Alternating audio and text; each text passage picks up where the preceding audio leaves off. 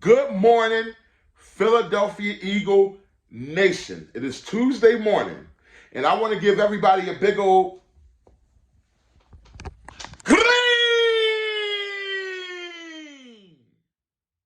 out there.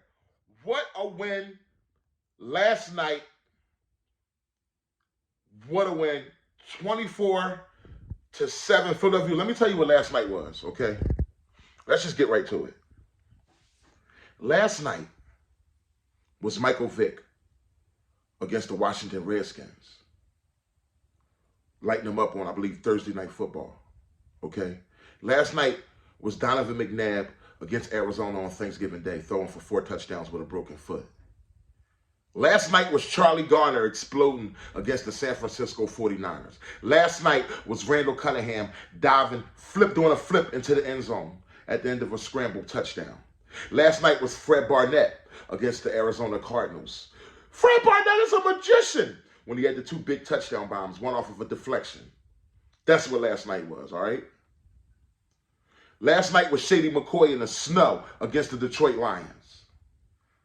All right? That's what I'm trying to tell you. Last night was Terrell Owens against the Baltimore Ravens doing Ray Lewis's dance in the end zone. That's what last night was. So if you want to ask me about Monday Night Football, Philadelphia Eagles against the Minnesota Vikings, that's what last night was. Last night was the Nature Boy, Nicky Foles, against the Minnesota Vikings in the NFC Championship game. That's what last night was. Last night was Nick Foles against the Oakland Raiders, throwing for 7 touchdowns. That's what last night was. Last night was Carson Wentz against the Washington Redskins on Monday Night Football when he looked like he disappeared when they thought they had him tackled. Then he popped up. Last night was Carson Wentz throwing a magical touchdown to Corey Clement in the corner of the end zone against the Washington Redskins. Last night was Carson Wentz in that same Washington Redskin game throwing a bomb to Backpack Mac and him doing the backpack dance, okay? That's what last night was for Jalen Hurts. This was Jalen Hurts' defining moment. Okay? The Philadelphia Eagles as a whole, what a great game. I'm going to cover it all, but you know who we're going to start with, the quarterback, because if he did wrong, we will be criticizing the quarterback. So we're going to give praise to the quarterback right from the jump. When the biggest part, when Jalen Hurts stepped in through that deep touchdown with some zip on it, some zing on it, threw that touchdown bomb to Quez Watkins. The camera showed Watkins in the end zone. When it panned back to Jalen Hurts, the defining moment, and Jalen Hurts was like this.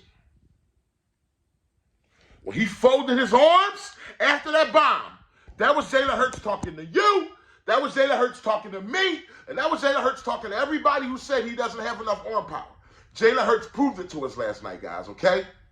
Last night, Jalen Hurts said, listen, and I told y'all this last week, I know the look of a guy who's went and worked on their weaknesses. You know what I'm saying? Jalen Hurts went into the offseason, worked on his upper body strength. Is his arm perfect? No, but he got enough zip to get it out there. He put it in the air for 50 yards, and it was pinpoint precise, okay, to Quez Watkins. But last night, even bigger than that, guys. First off, I want to give big hats off to this offensive coordinator. I love him. I love this offensive coordinator. He is like a mad scientist. He's dialing up the right plays at the right time. The perfect mixture of run and pass. But last night, what made Jalen Hurts what was so special about him, and I said it during the halftime live. You guys got to start joining the halftime lives. I said it during the halftime live. I said, last night, I said, Jalen Hurts is running with the speed and the smoothness, that way that Russell Wilson runs, the speed and the smoothness of Russell Wilson's, with the intelligence of a Russell Wilson to get down, but yet with the power and size of a Cam Newton. This is a scrambling quarterback such as we have never seen in Philadelphia. I said it last night. Randall Cunningham started it all for the Philadelphia Eagles, the scrambling game quarterback. Donovan McNabb added on to that with some razzle-dazzle cuts, which was special for his first 2 years. Okay? Michael Vick took the torch from there with unbelievable speed, blurring speed, okay? And now, here comes a guy and Jalen Hurts, who not only is fast, but he has the intelligence that Vic didn't have. Vic didn't like to slide. Hurts has the intelligence to run and slide like Wilson, but he has the physicalness like Cam Newton to run you over if he needs to. I don't know if you guys paid attention, but on that 27-yard rush touchdown, you know, how many times have you watched the TV and said, got it back in, when you see a guy heading toward the sideline? And it's usually a running back you're yelling at, like, dude, you're a running back. Cut it back in and get some more yards. Don't go out of bounds. Well, Jalen Hurts was that run. He let us know last night that he is our power back. Instead of going out of bounds, he cut it back in, put his shoulder down. He ran over number 58, who was like a linebacker, a safety, and a Pro Bowl corner in Patrick Peterson. 3 guys he carried into that end zone, okay? Unbelievable play. Monumental. That was one of the biggest rushing touchdowns that we've seen here in Philadelphia from a quarterback ever. And it was the most, from a quarterback physical, it was the most physical for the way he ran over guys, okay? You could put that up there with Randall Cunningham when he did his flip into the end zone. That's how legendary that play was. Hurts also ran for another touchdown. Jalen Hurts threw the ball for 333 yards. Correct me if I'm wrong. 333 yards in the air. 84%. The percent would have been higher if it wasn't for that play in the end where Gainwell let the ball tip in the air for an interception. 84%, 333 yards with 2 rushing touchdowns and 57 yards rushing on the ground. They said that was the first quarterback in history to put up those kind of numbers ever. Jalen Hurts made history last night. Last night was a historic game, and it meant a lot to this Philadelphia Eagle team. Now, on a whole, it meant a lot to what we look like on a whole grand scope of things. And I said it that if Jalen Hurts did what he needed to do before week 1, I said if Jalen Hurts could step up, we'll need him to be great. If he could be good, we don't need him to be Allen. If he could just be Hurts. But a good, smart, tough Jalen Hurts. If he could just be very good, we don't need him to be great. This Philadelphia Eagle team could go to the NFC Championship game and possibly the Super Bowl. And I'd be darned if it's not coming true. Defensively. Now, I want to let you guys in on a big secret. Shh, don't tell nobody.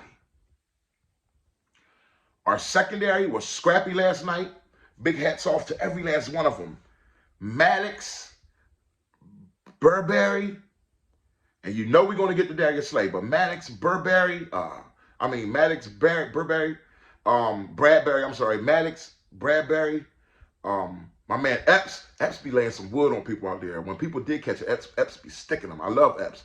Epps reminds us that this is football, that this is still old. You know, he's the old throwback safety. He lets us know that this is still football, and you will still get hurt coming across this middle. Sort of like the guy from Minnesota, that guy Harris. We was bringing it to him, but that guy, you got to look, he put a couple sticks on a couple of our players. He stuck Brown one time in the middle of a twist, which was scary to me. The safety for, I think number 22, the safety for Minnesota. He's one of those throwback safeties also. But what I'm trying to say is this. Defensively, I want you guys to know. Think of 2017 when we won this ring.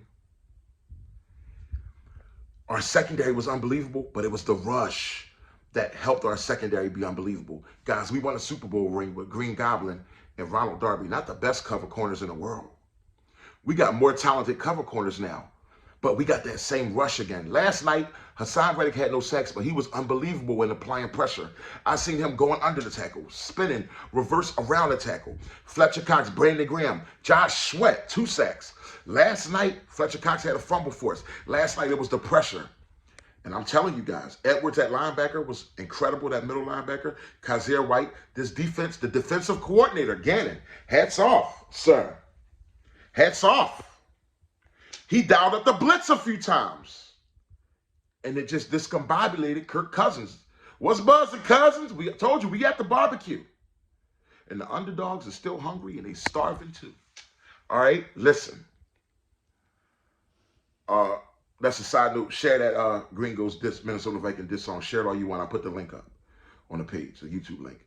Listen, don't tell nobody. Our secondary is unbelievable, but shh, it's the pass rush. It's the same pass rush that we had in 2017 when the Eagles won the Super Bowl. But do not tell nobody. Shh, let me make sure ain't nobody looking. Please, don't tell anybody. And last week, we talked a lot about Swift last week.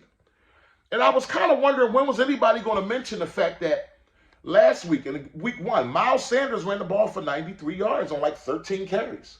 Well, here we go again. I don't know how many yards he had, but Miles Sanders had a very solid game, didn't fumble, a solid game rushing the football last night. I'll check his stats later, but he was effective. Sometimes it's not about numbers, it's about impact. Brown had a very impactful game last night in the catching. He had about 5 or 6 catches, tough, gritty catches across the middle. One play when Brown really reminded me of Terrell Owens. He ran in the middle. He caught the ball. He put the brakes on. You see, he slid like 2 more yards. He put the slammed on brakes. Then came back out of the middle, reversed it to the sideline for like another 13 yards on the big game. Okay? Unbelievable. Devontae Smith, hats off. Way to bounce back. The young rookie Devontae Smith. Guys, last night Jalen Hurts was standing in the pocket, just sticking it to receivers. Zinging the ball between 2 defenders. Bullets to the chest. You better wear a vest because the bullets is to the chest. Listen, Jalen Hurts is the one, guys. And like I said last night, I hope you paid him last night. Did you wire it to him? You know what? Cash app him. Cash app him. Hashtag Hurts or something like that. Cash app. Cash app. Hashtag your future of your football team. Pay him now because you're going to have to pay him a hell of a lot later. Pay him now. Pay him now. No more, nothing else to talk about. We don't need him to be great. We need him to be good. But last night he was great. You're not going to find another quarterback out there doing what Jalen Hurts is doing right now. Last night, Jalen Hurts became a superstar, for those of you who don't know. When you mentioning those quarterbacks, like, I'm not going to say like the Patrick Mahomes, he's Super Bowl winner.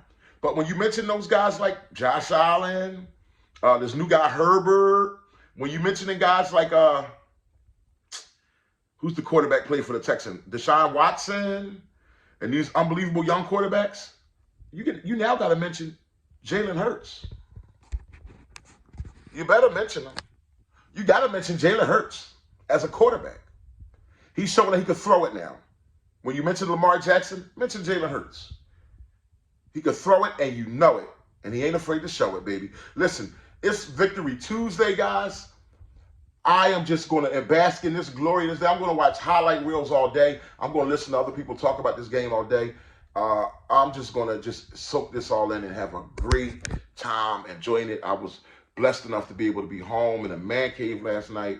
My wife took me on a date, had a couple drinks, and I came back to the man cave, got to watch the game in Gringo's headquarters. Unbelievable night. But guys, now let's talk about Darius Slay. Darius Slay is a top cover corner in this league, and he has been for a long time. He had a bad year in 2020, but last year in 2021 is when he won me over. That's when I began to call him by his real name, Big Play Slay. And last night, he was Big Play Slay. There's nothing else to even talk about. He was scrappy. He was deflecting passes. He was physical. Man, he was everything. He could have had 4 interceptions. He was closing in on the ball, and it was just unbelievable. But I just want you guys to know that closing in on the ball, being able to jump routes, also comes from pressure from that front four. Even when we wasn't sacking Cousins, we was pressuring him. And let's not forget about my man Maddox. He was scrappy. He was all over the place. He made a big jump up interception. Slay had 2 interceptions. There's too much to talk about. There's too much to talk about. There's too much to say about this football game. But you guys let me know in the comments, where do you think this Philadelphia Eagles ceiling is for this year, this season of 2022? I started the year saying that we would go 11-7. And if we can stay healthy, I can't wait to see the injury report. But it looked like we got out of that game pretty much healthy, besides Slay being a little limber. He'll be all right. He's always limping or something. But I started saying 11-7. But the way this football team is playing now, if we could continue operating like this team could easily go 13-5. I'm sorry, 14-5. I'm tripping. It's 17 games in the season. So if you're not, let me do the math. I'm sorry, guys. If you're not 11-7, you'll be 12-6. You'll be 13-5. No, what am I doing? What am I doing wrong? What am I doing wrong, guys? It's not 18 games in the season. It's 17 games in the season now. So we'll be 13-4.